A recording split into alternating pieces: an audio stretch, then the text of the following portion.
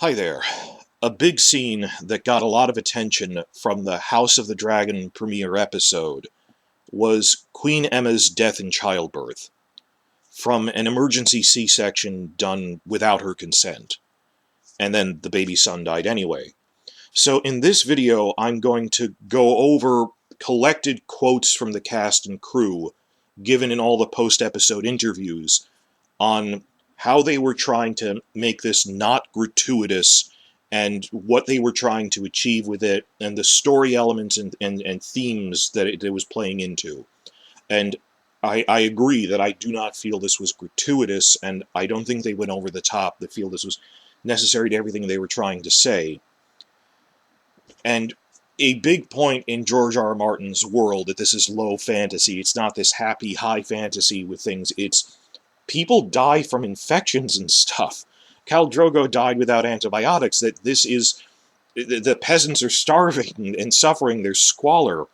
And a big thing he put in is that even among the nobility, death in childbirth is relatively common, as is cradle death. I mean, think about it. All three of the main characters, their mother died giving birth to them. Jon Snow, Daenerys, Tyrion.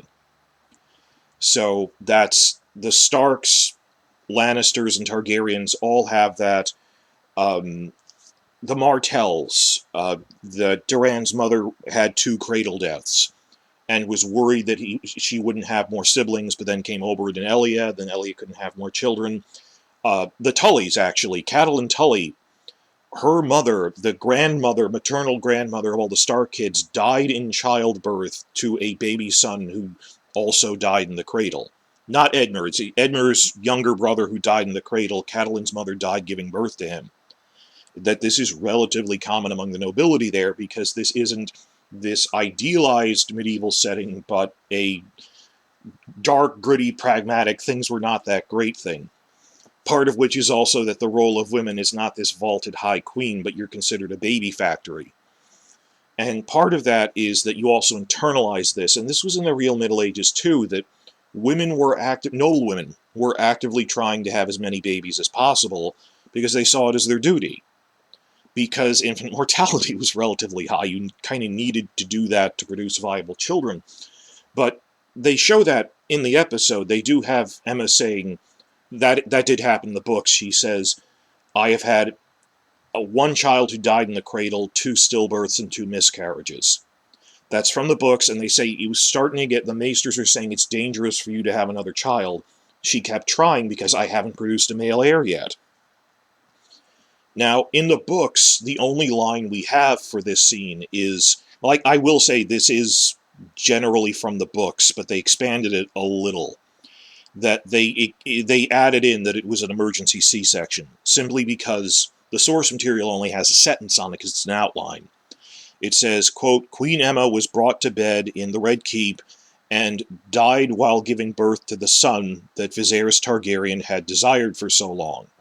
And the baby died a matter of hours later.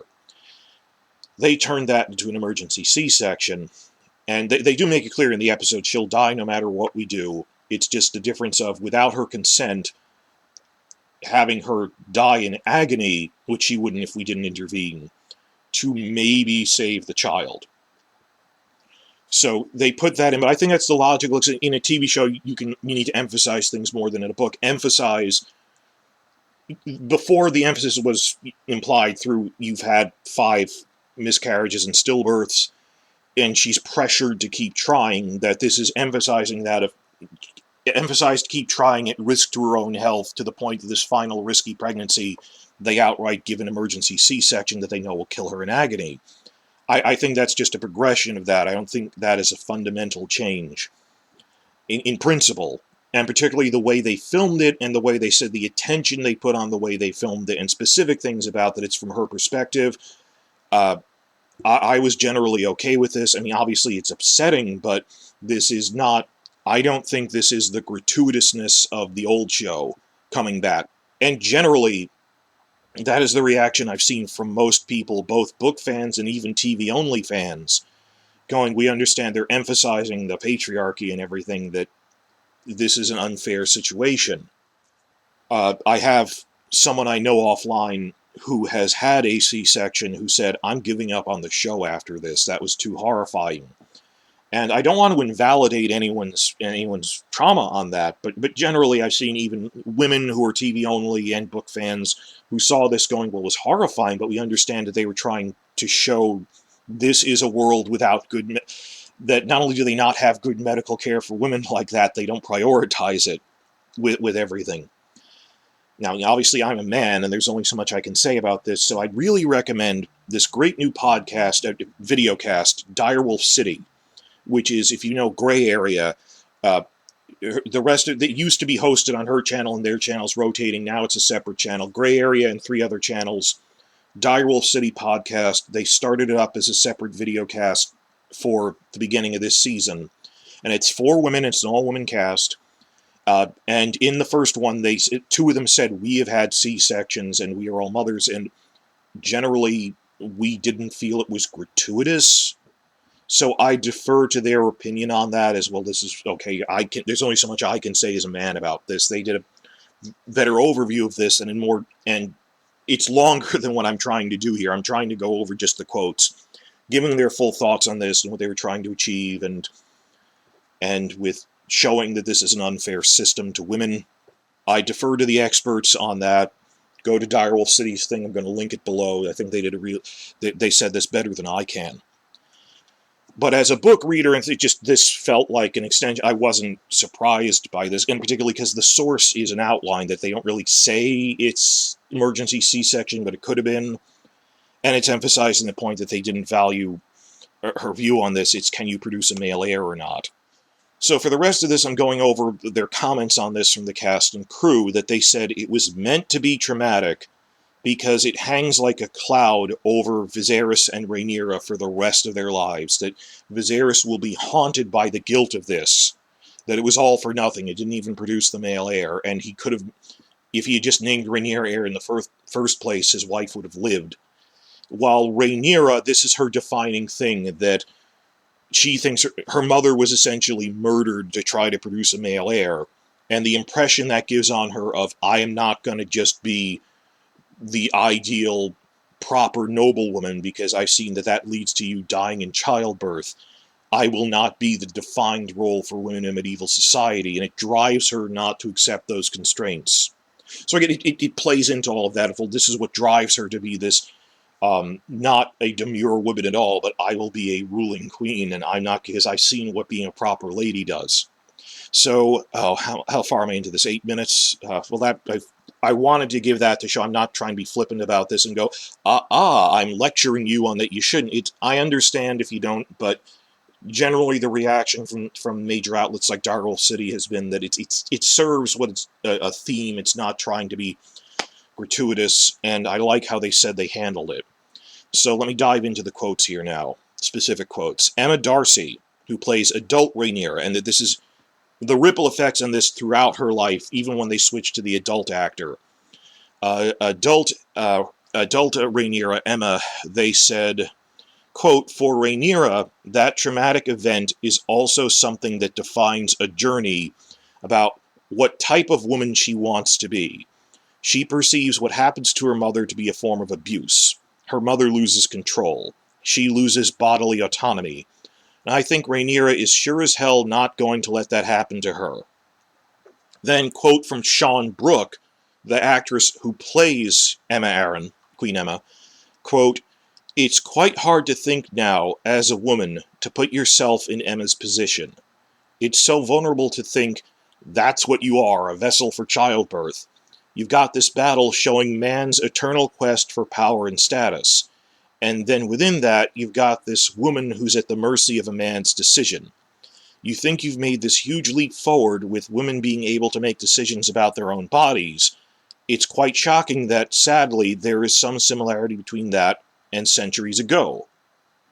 So that's what the actor said. A lot of the rest of this is from Sapochnik, who is both the director of this episode and co-showrunner. So he had full control over what he was doing and how they were filming it. He wasn't orders from Condal. Well, they decided together. But Sapochnik, co-showrunner and director. Let's see, to start with here, tying into what Sean Brooks said, he said, The exact wording of that line, the Grand Maester says to Viserys that sometimes a father has to make an impossible choice.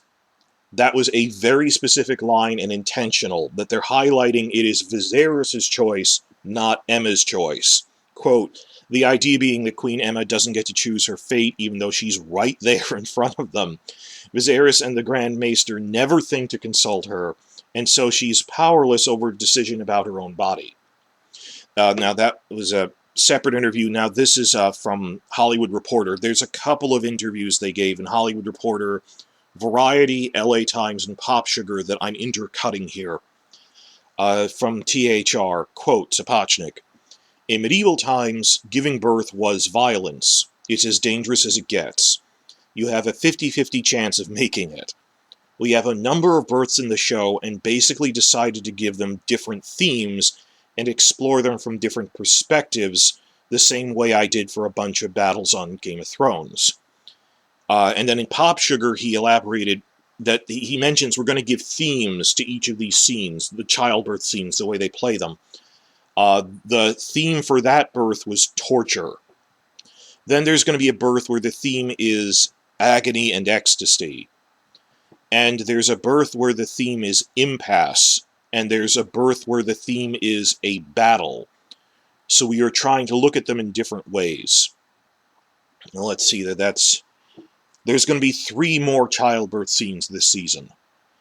And I think of at least one other cradle death and childbirth is going to happen. So, because both Rhaenyra and Alicent are going to have multiple children throughout the season, I wonder how they're going to play that. Okay, there's going to be the one to Rhaenyra's final and 6th child.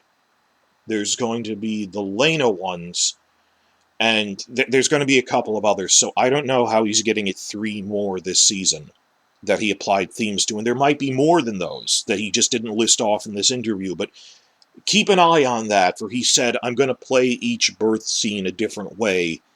And I don't know if he's even giving these in order. The next one is agony and ecstasy, and then impasse. I don't know what that means, but we'll cover that as we go. But officially, the theme of this scene is, this is torture to Aemma. This is something they are doing to her without her consent, and she's in agony. Switching over to the interview that Sapochnik gave in LA Times, quote, the hope and intention of the show, beyond the primary one of entertainment, is to shine a light on how the experience of men and women in this world has parallels to our own past and present. I know it may sound extreme, but we wanted it to be difficult to watch.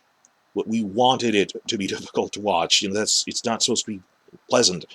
We wanted people to remember that no matter what they thought of Viserys, he did this and could never take it back. It's the story's inciting incident, and needed to be strong and unflinching. That, I don't know, in some way, it's not a one-for-one comparison. In some ways, this is like Bran Stark getting shoved out a window in the first episode of Game of Thrones, that this sets the plot in motion. But it's a childbirth, death and childbirth, this is the succession crisis is because he doesn't have a male heir and his wife just died. And that's what sets the plot in motion. Now, that's just generally their feelings on it. Now I'm giving quotes from interviews about specific details on how the exact filming process, the filming choices they made to try to keep it not gratuitous, to be respectful with this and what they were trying to do.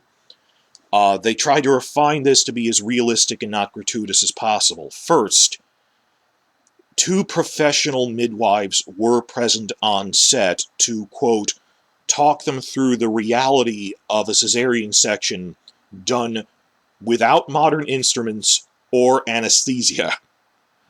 And they tried to, and the midwives who have been through bad childbirths, they were giving advice on, okay, we're not going to sugarcoat it. This is the real effect that amount of blood loss would have on the mother. So that second by second throughout the scene, they advised, this is how she would, as she's fading, that this is what the effect the blood loss would have on her, that clearly it's the simple blood loss that killed her. So they were trying to show, this is how you would do a C-section in the Middle Ages without modern instruments or medicine or anesthesia. They have anesthesia, they have morphine. They have milk of the poppy, and he mentions, well, we gave her as much milk of the poppy as we could without killing the child. That they don't have the modern drugs we do for that. That wouldn't affect the child. So they had 2 medical professionals on set as these 2 midwives. One of them played a midwife. I haven't figured it out yet because I'm backlogged with all the news here, but one of the midwife consultants played one of the on-screen midwives. That they were trying to get this accurate. They were trying to not exaggerate. They weren't doing it as put in more blood to be scary. They were trying to accurately represent, you understand, what would a emergency C-section like that look like. They weren't adding in more blood and guts and stuff for shock value. This is realistically what that would look like.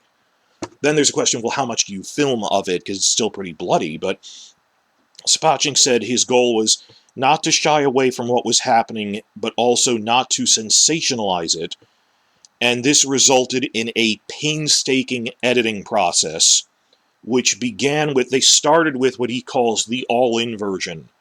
We never see that.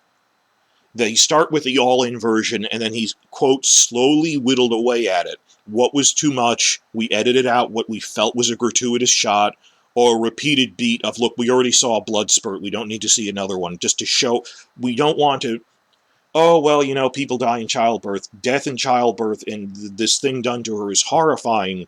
We need to show just enough blood to show this is terrible without being gratuitous. So they were taking out shots of blood spurts and things. And it was a painstaking decision of how much is too much.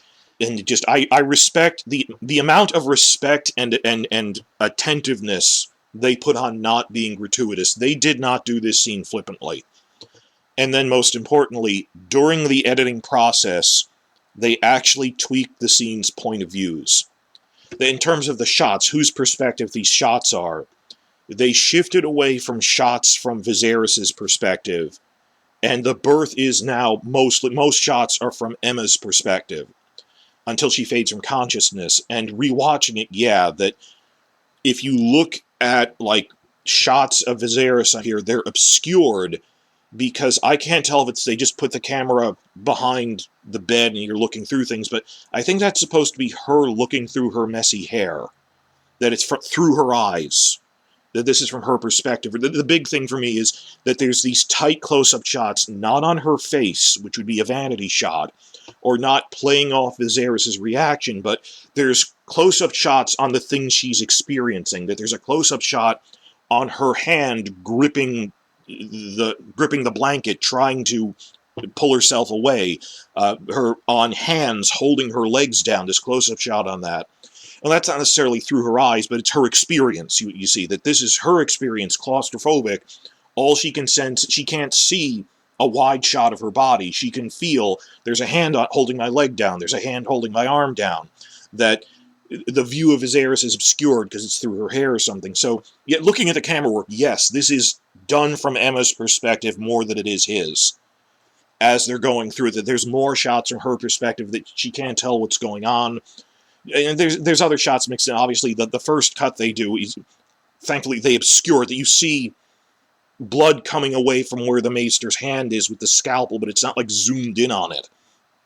Or when they show the baby come out, it's blurred, it's not in focus. They're just and the most of what you see is the blood coming from off screen. That I don't know if you could ever objectively say, oh, this wasn't gratuitous, they did a good job. Yeah, some people in the comments, I'm worried, will say, oh, you can't declare that officially. Well, I can't. But I felt as much as they could, they were trying. You understand that? It felt like, and they can point to specific things of, look, the camera is from Aemma's perspective. We are showing that it's claustrophobic. All she really knows is their people are holding her down. That even the vision is obscured. And that's a big thing with Game of Thrones, because if you've been following my channel, a big thing they did on Game of Thrones was trying to show off the lead actors' faces in vanity shots, making these mugshots of the camera, and eventually you realize they're outright rewriting storylines to set up scenes where actors give these amazing emotive faces. And it ruined the show. I mean, it was the defining thing of the show, and we realized just how much in the commentary tracks they're talking about, this is such an amazing face that actor is doing, and you realize they're just celebrity fanboys talking about the vanity shots. where like 3/4 or more of the scene was in tight close-up, playing off of Cersei's face as the High Septon is grilling her in the dungeon, or how many shots we got of Sansa crying or making a worried face, or Jon Snow in the middle of a battle, where this is a tight close-up, it's a vanity shot, and there's no artistry to it other than it's a poster. If you actually rewatch that scene, I really recommend find a clip on YouTube, rewatch it with the sound off, and just focus on the camera work. They are not giving vanity shots of Aemma's face in tight close-up to show off, look at what a great performance Sean Brooke is giving. This is not filmed the way Game of Thrones would have filmed it, where it's just close-up on the faces. It is from her perspective, but it's like in mid-shot that she's centered in the camera when she realizes they're going to cut her open, and goes, no, no, and turning to him, she's centered in it, but it's not a tight close-up showing off her face to shill her for awards. And it was an award-worthy performance, or Game of Thrones didn't do this enough. When you have a shot from the character's perspective, not showing off their face, but what they're looking at or what they're experiencing, that there's tight close-ups of the hands holding her legs down. That's from her perspective because she's sensing it. But it's not just vanity shots of the faces. We didn't get that. And tell me in the comments, how would Game of Thrones have filmed this? And it's the same director. It's Miguel Sapochnik, now unfettered from Benioff and Weiss, would constantly micromanage all the directors. I don't blame any of the directors, let me make that clear. Would tell them, no, and we have this from the commentary tracks. They would tell us, don't put any motion in. Don't put any wide shots in. Focus on the actor faces. And you could see the directors really chafing under that they knew this was gratuitous, even in like dialogue scenes, much less violent scenes or sexualized scenes, or the rape stuff. It was, I want to show off the faces.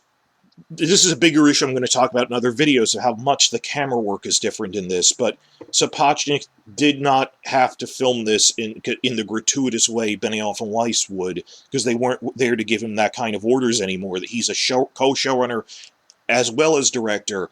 He could film this like normal TV, which isn't gratuitous. That it wasn't zoomed in on her face. And it's intercut a lot with other things. Well, it's also the montage, and eventually it shifts to Viserys' reaction after she has died. But from the quote here, it shifts away from Viserys' experience to during the actual C-section. It's from Aemma's perspective, and they said we found the right balance that neither glorified nor shied away from the point we were trying to make. I thought they put a lot of thought into that, and I really respect that. And we never got that before. And last quote, the showrunner, they said, we showed this to as many women as possible. There are, gasp, female staff writers on this show, and 2 out of 4 directors on season 1 are women. This episode was not directed by a woman. It'll be interesting if one of the childbirth scenes happens, and let's see, it's episodes 4, 5, and 8 are directed by women. 4, 5, 8, and then Claire Kilner does, I think, episode 9. So, I have to check that, but yes, 4 out of 10 episodes this season are directed by women. There are 3 episodes that have female writer-director pairings. It'll be interesting if there's a childbirth scene in one of those comparable to this, and we'll see how it's different. But they can show the scene to female writers and directors on the staff, much less other women. I don't know what that means. I'd asked them, well, specifically, who did you show it to? But they said as many as possible. We showed it to as many women as possible to get their feedback. And we said we were anxious that we got it wrong, that we didn't brazenly and confidently think we did it perfect on the first try. They said we're worried that people will think we did it wrong. And they were generally positive, or said, some of them said it needs to be more violent. You're not emphasizing enough that this is something they're doing to her. So those are the quotes we got on that. And I don't want to run this a full hour, so I'm going to split off the second half into a separate video of George R. R. Martin's comments on it. Generally, he was supportive of it as well as it was filmed. He had no input on it. He just felt that it was good the way it was done and defended it. But I will close by saying that what I was rambling about a minute ago, that this is not comparable to the Sansa rape scene, where they would cynically deflect, oh yeah, this happens in the books, just to a different character. Then it didn't happen in the books. Well, Aemma dies in childbirth in the books. The specifics of, specific camera shots, even if it was generally described more than this, the specific angle of the camera is on her face in this shot, but it's mid-shot the next scene, or it's the hands holding her legs down in the next one. That would never be in a book. So, the general idea, she dies in childbirth, I would accept it's a C-section, that's in the book. Implied the camera work that they put in, I think this was well done. And bringing up the Sansa rape thing, they go, oh, well, regardless of that it didn't even happen to her in the books, they'd actually defend, it's deflection. It's nothing but deflection tactics of, dear God, our question was, dear God, why did you throw out Sansa's storyline? And their immediate deflection response was, well, we don't actually show it on screen. Or, well, it happens in the books just to a different character, which was even worse. You aren't defending your decision to apply it to Sansa. And the way that the Sansa rape was filmed is meaningless, generally. That it doesn't matter if they claimed that, originally it was entirely going to be behind a closed door, and then we said, well, no, we have to have, the camera in the room, but off of her. And then this whole thing Cogman said of, and it's upsetting listening to his rationalizations in the commentary track for that no, you were doing this to show off vanity shots of Sophie Turner crying to shill her for awards. And even Cogman, midstream in the commentary section, says, well, I felt it would be not representing her to show it behind a door, so we put the camera in the room, but then it's all, I have videos explaining this, but it's off screen, but it's the camera moves to look at Theon. Originally, it was a wide shot of the room, and Theon is just standing there. And he says, in post-production, we realized Alfie Allen was giving such an epic crying face, we just had to show it off in a tight close-up. And he didn't even realize, and you see the comparisons between these, that many reviewers said, you played this off of Theon's reaction and made it about his trauma and not Sansa's. That is true, but all the more insulting is they stumbled into that unintentionally. That they said, oh, well, we need to have the camera in the room, but I guess we don't point it at the attack. And he didn't even realize the words coming out of his mouth. Well, how could we let such an epic face shot go to waste? That it wasn't even planned, that they were so addicted to the faces that he broke his own thing of, you made this unintentionally about Theon because you were so addicted to the tight close-ups, you had to show someone's face.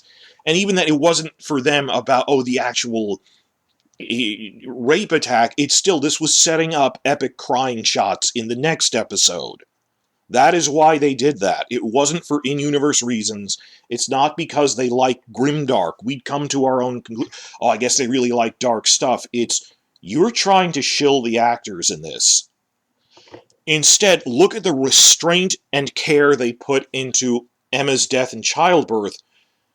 It is both from her perspective and not really showing off her face in tight close-up.